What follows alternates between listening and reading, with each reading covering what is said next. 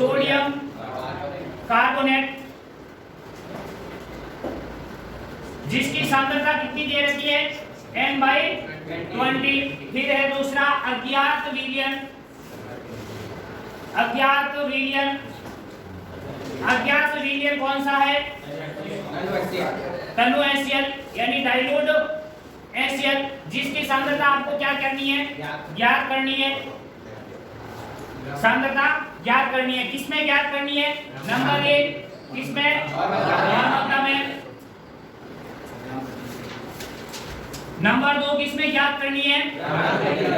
ग्राम प्रति लीटर में। ग्राम प्रति लीटर में। अब देखो, एक तो अपने पास होती है क्या? ब्यूरेट, और दूसरा है कॉनिकल फ्लास्क। ब्यूरेट में कौन सा विलयन भरना है और कॉनिकल फ्लास्क में कौन सा विलयन भरना है, ये अपन को ध्यान रखना है। तो सबसे पहले देखो, जो अज्ञात विलयन होता है उसे अपन किस में भरते हैं? ब्यूरेट में भरते हैं। हमेशा ध्यान रखना, अज्ञात विलयन को ब्यूरेट में भरना होता है। किसमें भरना होता है? ब्यूरेट में भरना होता है। अज्ञात विलयन को किस में भरना होता है? ब्यूरेट में। और जो ज्ञात विलयन है उसको किस में भरना होता है? पिपेट की सहायता से कॉनिकल फ्लास्क में भरना होता है। आगे समझ में इतनी बात ध्यान रखनी है। अज्ञात विलयन किस में भरोगे? पिपेट में। और ज्ञात विलयन पिपेट की सहायता से कॉनिकल फ्लास्क में भरना है। आगे समझ में। अब उसके बाद अपन को क्या करना है? सिद्धांत लिखना है। क्या लिखना है? सिद्धांत। सिद्धांत में अपन को 2-4 बातें ध्यान रखनी है। एक तो अपन को लिखना होता है सिद्धांत के अंतर्गत रासायनिक सूत्र, और उसके अलावा अपन को 1-2 बातें लिखनी होती है। जैसे सिद्धांत नंबर 1 सिद्धांत। अब देखो, सिद्धांत के अंदर ध्यान रखना कि जो अपन टाइट्रेशन कर रहे हैं वो किस प्रकार की टाइट्रेशन है। देखो, अभिक्रिया के आधार पर मैंने आपको बताया था टाइट्रेशन कितने प्रकार की होती है? 4 प्रकार की। नंबर 1 अम्ल क्षार अनुमापन, नंबर 2 रेडॉक्स अनुमापन, नंबर 3 संकुल अनुमापन, नंबर 4 अवक्षेपण अनुमापन। अब देखो, जो अपन ये अभी टाइट्रेशन कर रहे हैं वो कौन सी टाइट्रेशन है? अम्ल क्षार अनुमापन है। तो नंबर 1 आप लिख सकते हो अम्ल क्षार अनुमापन है। अम्ल क्षार अनुमापन। अब देखो, नंबर 2 अपन किस प्रकार अनुमापन करें? कितनी बार कर रहे हैं? 1 बार कर रहे हो तो एकल अनुमापन बोलते हैं, और 2 बार कर रहे हो तो द्वि अनुमापन। जैसे आपके 12th, जब आप 12th के अंदर जाओगे तो उसमें माध्यमिक विलयन की सहायता से आपको 2 बार अनुमापन करना पड़ेगा। 1 बार तो क्या? ज्ञात विलयन व माध्यमिक विलयन के मध्य, और दूसरी बार माध्यमिक विलयन व अज्ञात विलयन के मध्य, उसे अपन बोलते हैं द्वि अनुमापन। लेकिन अभी अपन के जो अनुमापन है वह एकल अनुमापन है। ज्ञात विलयन व अज्ञात विलयन के मध्य टाइट्रेशन या अनुमापन करना होता है। तो इसे अपन क्या बोलेंगे? एकल अनुमापन। कैसा अनुमापन? एकल अनुमापन। फिर आपको रासायनिक अभिक्रिया लिखनी होती है। रासायनिक अभिक्रिया या रासायनिक समीकरण।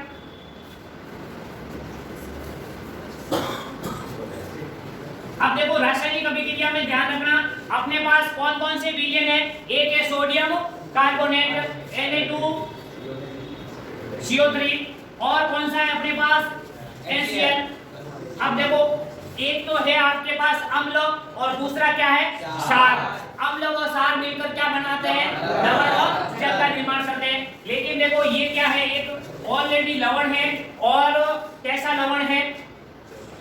लवण कितने प्रकार के होते हैं? 3 प्रकार के। लवण उदासीन भी हो सकता है, लवण अम्लीय भी हो सकता है, लवण क्षारीय भी हो सकता है। अब जो अपने पास Na2CO3 है, ये कैसा है? सुपर क्षारीय लवण है। तो देखो, एक तो क्या बनेगा? लवण बनेगा NaCl, साथ में CO2 कार्बन डाइऑक्साइड निकलेगी, और क्या बनेगा? H2 यानी जल का निर्माण होगा। अब इस अभिक्रिया को क्या करना है? अपन को संतुलित करना है। देखो, सोडियम कितने हैं अपने पास? 2। यहाँ कितने हैं सोडियम? 1। सबसे पहले अपन क्या करते हैं? धातु को संतुलित करते हैं। धातु को संतुलित कर दिया यानी सोडियम संतुलित हो गया। ठीक है।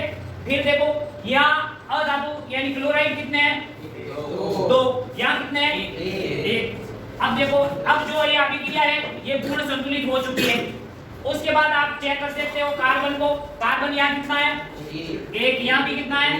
1। फिर देखो, ऑक्सीजन आप चेक कर सकते हो, यहाँ कितने हैं? 2 और 1 3। यहाँ कितने ऑक्सीजन है? 3। फिर आप हाइड्रोजन को चेक कर सकते हो, यहाँ कितने हाइड्रोजन है? 2। यहाँ कितने? 2। अतः ये अभिक्रिया क्या हो चुकी है? पूर्ण संतुलित हो चुकी है। आगे समझ में? फिर आप इसमें लिख सकते हो सूचक।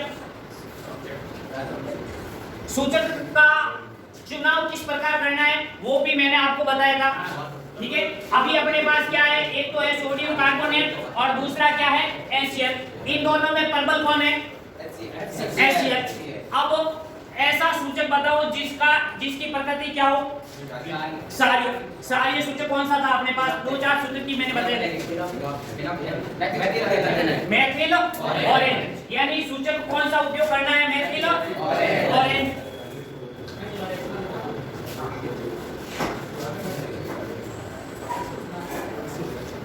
मेथिल ऑरेंज का अपन क्या करेंगे?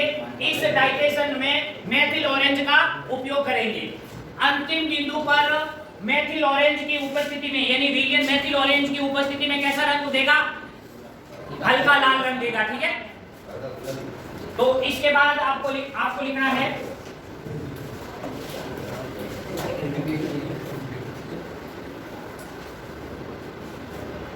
अंतिम बिंदु पर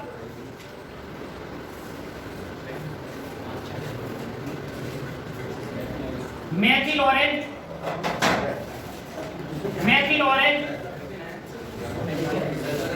ऑरेंज कैसा रंग देता है?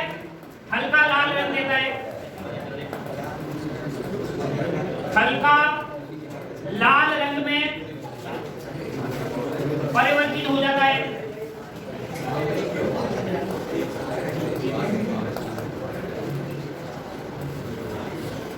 यानी अंतिम बिंदु पर जो मेथिल ऑरेंज है वह हल्के लाल रंग में क्या हो जाएगा? परिवर्तित हो जाएगा। उससे पहले अम्लीय माध्यम में ये कैसा होगा? पीले रंग का होगा, यानी पीले रंग से हल्के लाल रंग में ये परिवर्तित हो जाता है। ये आप सिद्धांत के अंतर्गत आपको ये लिखना है। सबसे पहले आप लिखोगे अम्ल क्षार अनुमापन है, एकल अनुमापन है, फिर आप इसके अंतर्गत रासायनिक अभिक्रिया लिखोगे और उसको संतुलित करना है। और सूचक कौन सा उपयोग करेंगे? मेथिल ऑरेंज करेंगे। अंतिम बिंदु पर मेथिल ऑरेंज हल्के लाल रंग में परिवर्तित हो जाता है। या फिर आप लिख सकते हो अंतिम बिंदु पर मेथिल ऑरेंज पीले रंग से हल्के लाल रंग में परिवर्तित हो जाता है। ये आपको क्या लिखना है? सिद्धांत लिखना है।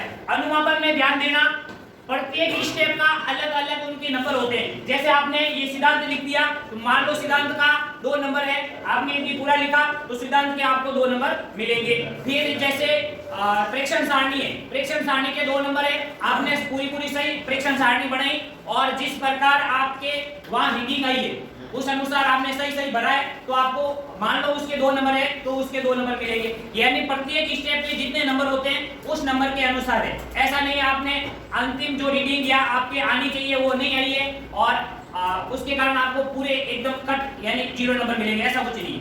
यानी प्रत्येक स्टेप के अलग अलग नंबर होते हैं, वो आपको ध्यान रखना है। जैसे ये 12th के अंदर जो है वो 11 नंबर की होती है। ग्लास एपरेटस, यानी आप कांच के जो उपकरण है, लिखते जाओ साथ में, कांच के जो उपकरण है वो आप किस प्रकार यूज करते हो, वो आप पूर्ण सावधानी, कुछ सावधानियां होती जो मैंने बताई थी। जैसे पिपेट जब आप भरते हो तब तर्जनी अंगुली ऊपर रखनी होती है और जब भी आप रीडिंग ले रहे हो तो कीप ब्यूरेट के ऊपर नहीं होना चाहिए और नोजल के अंदर बबल नहीं होने चाहिए। ये सावधानियां हैं और ये एग्जामिनर आके चेक करता है, ये सावधानियां आपने पूर्ण रखी है तो आपको 2 नंबर वो पूरे मिल जाते हैं। इसी प्रकार प्रत्येक स्टेप के क्या होते हैं? अलग अलग नंबर होते हैं और वो उसके अंतर्गत आपको मिलते हैं। और सबसे ज्यादा नंबरों का क्या है? अनुमापन, और सबसे सिंपल है अनुमापन। उसके बाद मूलक वगैरह होगा। जल्दी से नोट कर लो, फिर अपन बात करते हैं प्रेक्षण सारणी। अब देखो विधि प्रत्येक में नहीं लिखनी होती है। जैसे 12th के अंदर सिद्धांत लिख दिया, उसके बाद प्रेक्षण सारणी, उसके बाद गणना और उसके बाद गणना और उसके बाद परिणाम लिखना है। ये 3-4 पॉइंट ही लिखने हैं, 4-5 पॉइंट, ठीक है। बिल्कुल आवाज नहीं होनी चाहिए, चुपचाप नोट करो। उसके बाद मैं मिटा देता हूं, अभी नोट हो गया सबका? हाँ, इसके बाद हेडिंग डालो प्रेक्षण सारणी, और प्रेक्षण सारणी आपको बनानी आनी चाहिए।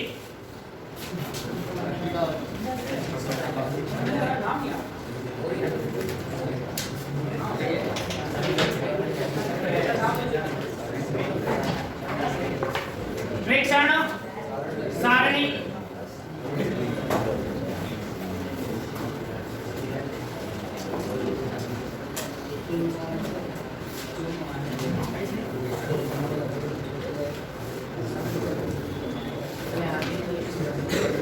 पहले आप लिखोगे क्रम संख्या, फिर लिखना आपको पिपेट द्वारा लिया गया आयतन, पिपेट द्वारा लिया गया आयतन। अब देखो पिपेट द्वारा इस टाइटेशन में अपन कौन सा विलयन लेते हैं, याद विलयन कौन सा है, सोडियम कार्बोनेट। पिपेट द्वारा लिया गया सोडियम कार्बोनेट का आयतन, सोडियम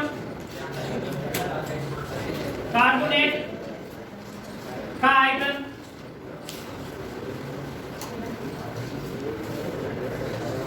हाँ, उसके बाद आपको क्या लिखना है, ब्यूरेट का पाठ्यांक।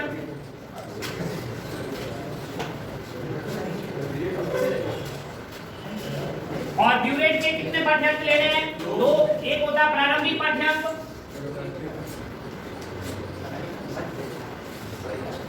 और दूसरा अंतिम पाठ्यांक।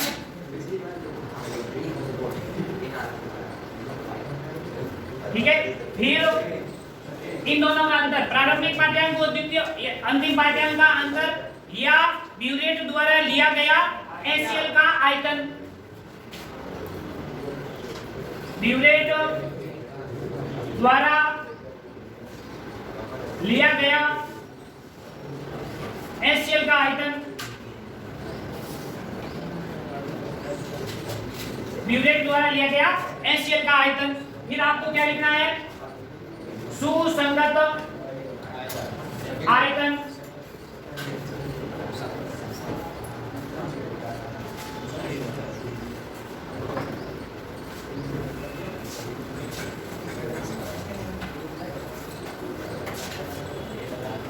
ये साथ में नोट करते जाओ और जो समझाने की चीज होगी मैं समझा दूंगा।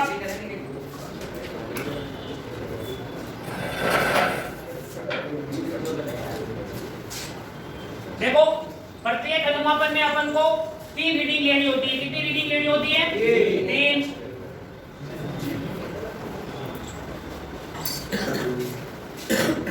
अब देखो प्रारंभिक पाठ्यांक को अपन किसके द्वारा प्रतिष्ठित करते हैं, स्मॉल a द्वारा, और ये हो जाएगा आपके b माइनस a, यानी अंतिम पाठ्यांक माइनस प्रारंभिक पाठ्यांक। प्रत्येक अनुमापन में कितनी रीडिंग लेनी होती है, 3।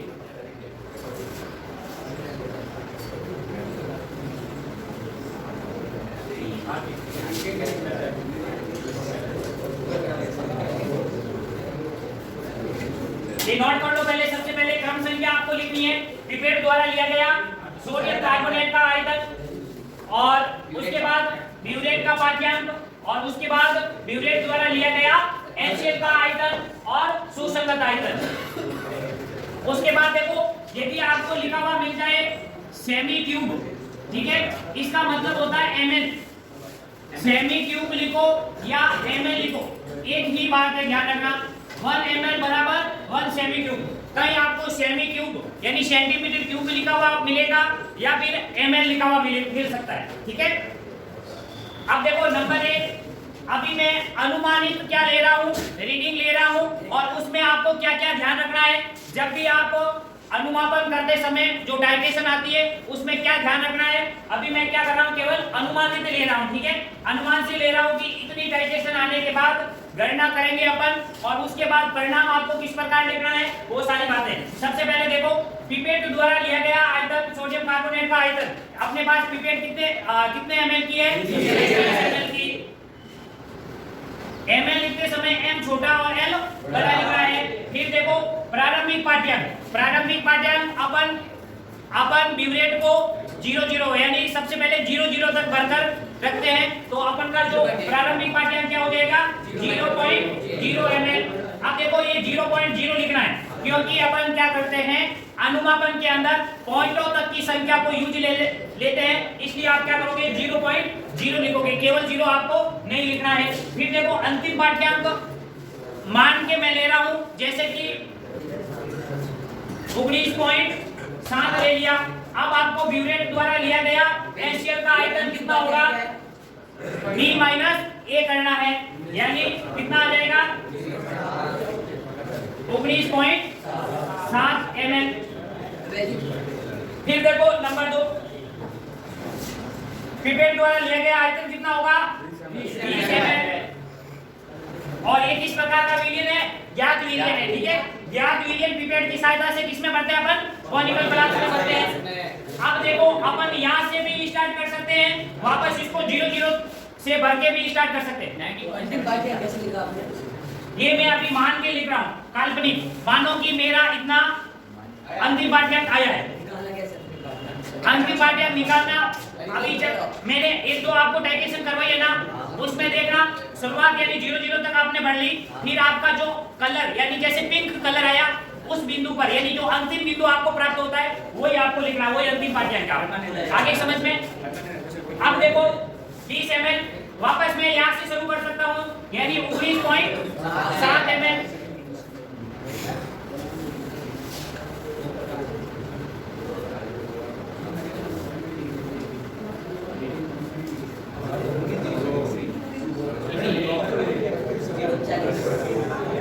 अब देखो मेरा अंतिम पाठ्यांक मान लो कितना आ गया 39.2 ml।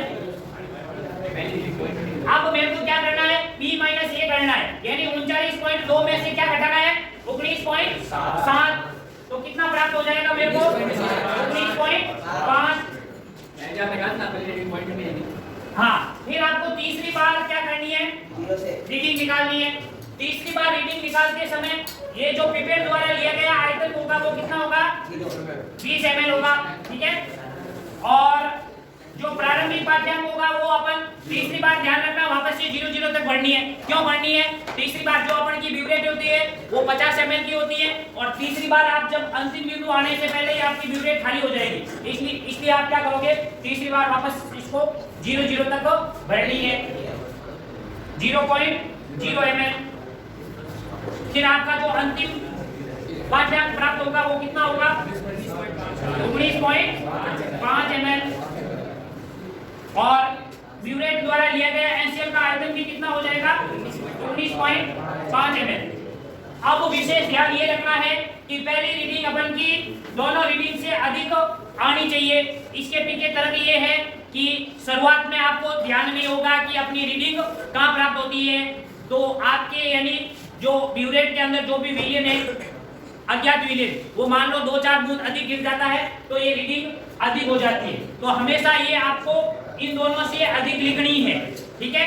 और दूसरी व तीसरी रीडिंग हमेशा समान आनी चाहिए। यदि नहीं आती है तो आप चौथी बार और क्या करोगे, रीडिंग निकालोगे, और जो 2 समान रीडिंग प्राप्त होती है वो 2 और 3 नंबर पे आप लिख लोगे, और जो 2 समान रीडिंग है वही अपनी क्या होगी सुसंगत आयतन होगा। ये मैं लिख लेता हूं यहाँ, सुसंगत आयतन कितना प्राप्त हुआ 19.5 ml। ये आप जल्दी से नोट कर लो। यानी आपको अनुमापन करते समय यानी सारणी भरते समय ये ध्यान रखना है, पहली रीडिंग हमेशा दोनों से अधिक होनी चाहिए, इतनी भी अधिक नहीं होनी चाहिए। जैसे मान लो 19 की जगह 20.7 होगा, इतनी अधिक नहीं होनी चाहिए, 0.2, 3, 4 अधिक हो सकती है, ठीक है। और ये दोनों समान होनी चाहिए, ये दोनों समान नहीं हो रही है तो आप चौथी बार 5वीं बार और कर सकते हो। जो 2 समान रीडिंग आएगी वो आप नंबर 2 और 3 पर लिखनी है, ठीक है। और इन दोनों से ये अधिक होनी ही चाहिए, ध्यान रखना। और जो 2 समान आएगी वही अपना क्या होगा सुसंगत आयतन होगा।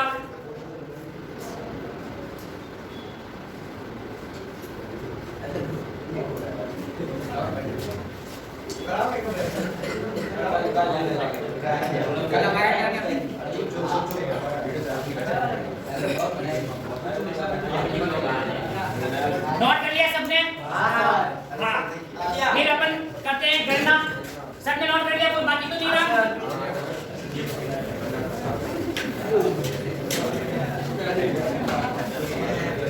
अब ये जो सुसंगत आयतन है वो याद रखना।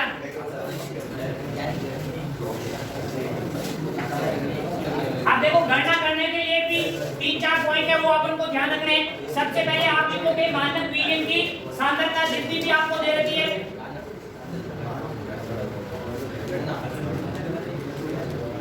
गणना।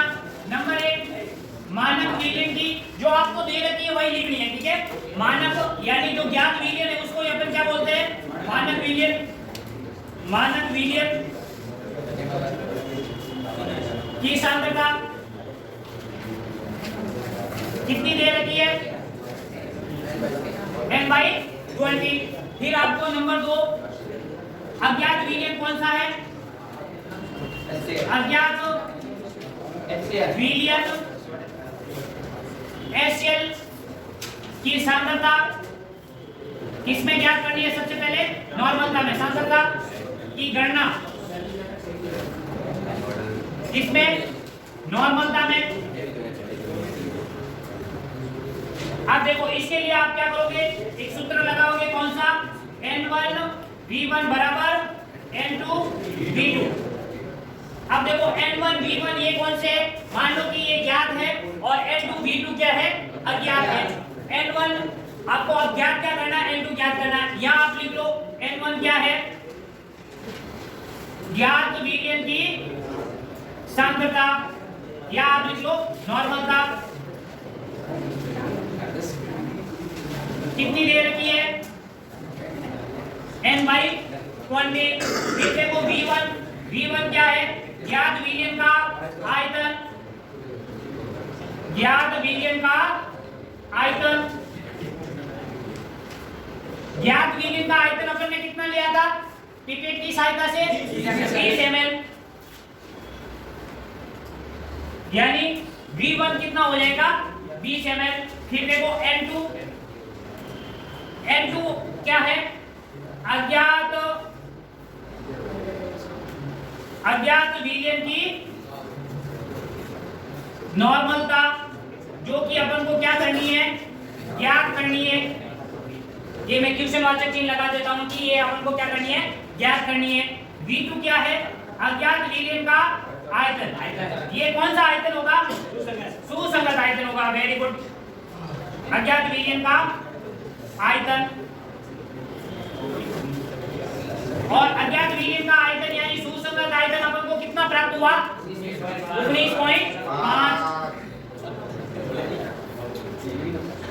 19.5 ml। N1V1 बराबर N2V2। N1 क्या है, ज्ञात विलयन की नॉर्मलता कितनी है, n/20।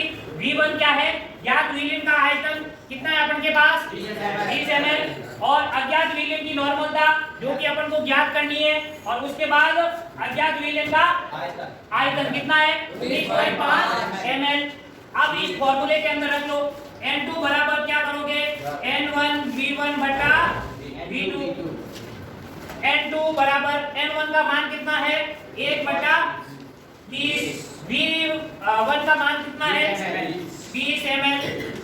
फिर देखो V2 का मान कितना है, 19.5 ml। ये 20 से 20 कैंसिल हो जाएगा, पीछे क्या बचेगा, 1/19.5 ml। ये आपकी क्या प्राप्त हो गई, N2 यानी अज्ञात विलयन की नॉर्मलता आपको प्राप्त हो गई, 1/19.5। इसके पीछे क्या लिखोगे, n। इसको सॉल्व कर देना और 0.0 उसके बाद कुछ अंक आएंगे वो लिखने। अब देखो नॉर्मलता लिखते समय 0 के बाद कितनी संख्या लिखनी है, 4 संख्या लिखनी है, ये ध्यान रखना।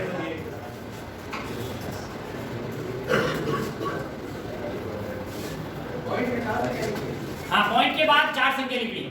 ये शुरुआत का 0 है तो 0 आप छोड़ के उसके बाद 4 संख्या, यानी 0 समेत कितनी संख्या लिखोगे, 5 संख्या। यदि शुरुआत में 0 नहीं है तो आप 4 संख्या लिख सकते हो, ठीक है। शुरुआत का 0 है तो 0 के बाद 4 संख्या और लिखनी है। जैसे मान लो मेरे को 0.0123 प्राप्त हुई है ना, तो ये 5 संख्या लिखोगे। मान लो ये शुरुआत पॉइंट के बाद 0 नहीं है, 1 है, तो ये 4 संख्या लिख सकते हो। यदि पॉइंट के बाद 0 है तो आप 0 के बाद 4 संख्या लिखनी है उसके बाद।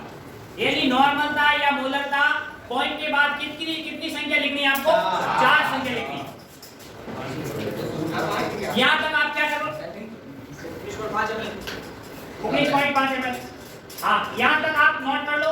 उसके बाद अपन को गणना किसमें करनी है, ग्राम प्रति लीटर में। एक तो अपन को पूछा था क्या, अज्ञात विलयन की नॉर्मलता सांद्रता किसमें, नॉर्मलता में, और दूसरा ग्राम प्रति लीटर में 2 गणना करनी है।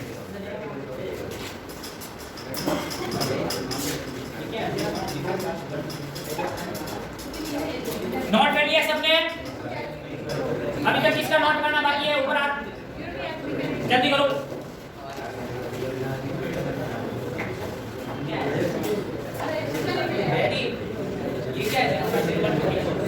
ये क्या है? अरे मैं ये बता रहा हूँ कि नॉर्मल था, जब इसको सॉल्व करोगे आप, ये बात होगी ना, तब ये 0 पॉइंट इस प्रकार ये आपको ये मिलेगी, संख्या मिलेगी। तो मान लो कि नॉर्मल था है वो आपको 4 पॉइंट के बाद 4 अंकों तक लिखनी है।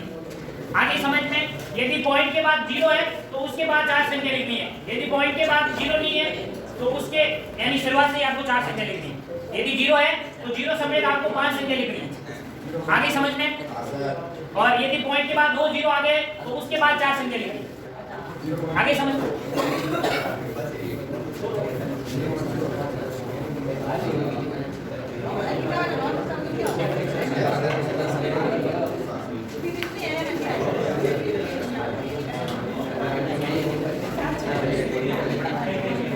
हाँ, नोट हो गया आपको?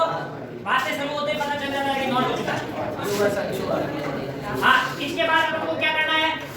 गणना किसमें करनी है? ग्राम प्रति लीटर में। तो मैं इसको यही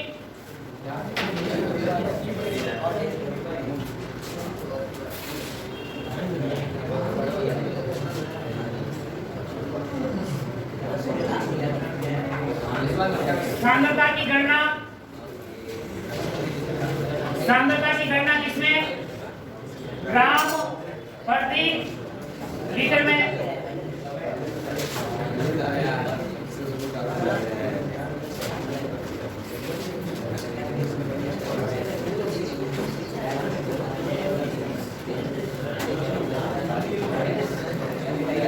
HCl की सांद्रता ग्राम प्रति लीटर में। अब देखो HCl की सांद्रता ग्राम प्रति लीटर में ज्ञात करने के लिए आपको एक फॉर्मूला लिखवा रखा है। क्या फॉर्मूला लिखवा रखा है? यदि नॉर्मलता का संबंध मोलरता का संबंध किससे होता है? अणुभार से। और नॉर्मलता का संबंध किससे होता है? तुल्यांक भार से। अब देखो मेरे को नॉर्मलता कितनी प्राप्त हुई? यानी नॉर्मलता N2 इंटू तुल्यांक भार। तुल्यांक भार को आप किससे लिखते हैं? E से लिखते हैं। N2 का मान कितना है? 1/19.5 इंटू तुल्यांक भार। HCl का तुल्यांक भार कौन बताएगा? अनुपात कितना होता है? 36.5। और तुल्यांक भार भी कितना होगा? 36.5। यानी इससे आप क्या कर लोगे? गुणा कर लोगे।